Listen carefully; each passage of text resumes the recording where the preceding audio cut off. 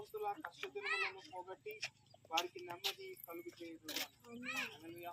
మీరందరూ యేసయ్యను తెలుసుకున్నారు, యేసయ్యను సొంత రక్షకుడిగా అంగీకరించారు.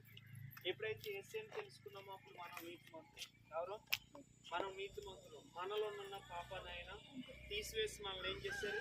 నీతిమంతులుగా చేశారు, పరిశుద్ధులుగా చేశారు. అందుకని ఏమంటున్నారు? నీతిమంతుల కష్టదినములు పోగొట్టి. మీ కష్టదినములు ఏమైపోతాయంట?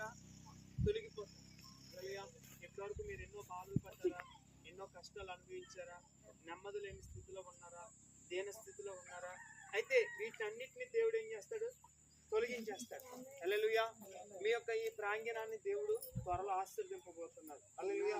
మీ కష్టదినములు, నీతిమంతుల కష్టదినములు పోగొట్టి వారికి నెమ్మది ఏం చేస్తారంట? కలుగ చేయదు. నెమ్మది. హల్లెలూయా. ఎక్కడుంది నెమ్మది? దేవునిలోనే నెమ్మది. హల్లెలూయా. మనము మన యొక్క డబ్బు వల్ల నెమ్మది లేదు, మన యొక్క ఆస్తిపాస్తుల వల్ల నెమ్మది లేదు, మనకున్న వస్త్రాల వల్ల మనకి నెమ్మది లేదు, మనకున్న పదవుల వల్ల మనకు నెమ్మది లేదు, మనకున్న భోగభాగ్యాల వల్ల నెమ్మది లేదు. మనకి ఎక్కడుంది నెమ్మది అంటే క్రీస్తులోనే నెమ్మది. హల్లెలూయా. ఎప్పుడైతే ఆయనను మనం ఆశ్రయించి ఆయన కొరకు మనం జీవించడానికి ఇష్టపడతామో ప్రతిరోజు మన జీవితాల్లో ఏముంటుంది? నెమ్మది.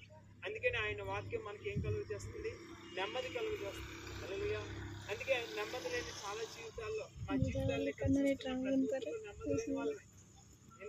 ఒకప్పుడు మేము త్రాగుడికి, సిగరెట్లకి, లోక సంబంధమైన ఆశలకు బానిసలైపోయి నెమ్మది లేక ఎంతో దుఃఖాన్ని అనుభవించిన మా జీవితాల్లో యేసయ్య మాలోకి వచ్చిన తర్వాత మా జీవితంలోకి ఏమొచ్చింది? నెమ్మది వచ్చింది. ఆ నెమ్మదితో మీ దగ్గరికి వచ్చి మేము ఏం చేస్తాం? నెమ్మది, సమాధానకరమైన సువార్తను మీకు పంచిపెట్టడానికి ఇస్తాం.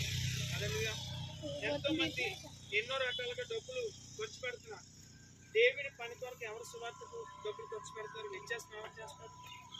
హల్లెలూయా. దేవుడు మాకు ఆ భారాన్ని ఇచ్చారు కనుక మీ దగ్గరకు మేమందరూ టీముగా వచ్చాం. దేవుడికి నుంచి మీకు ఏం కలిగజేస్తారంటే నీతిమంతుల కష్టదినములను పోగొట్టి హల్లెలూయా వారికి నెమ్మది కలుగు చేయండి.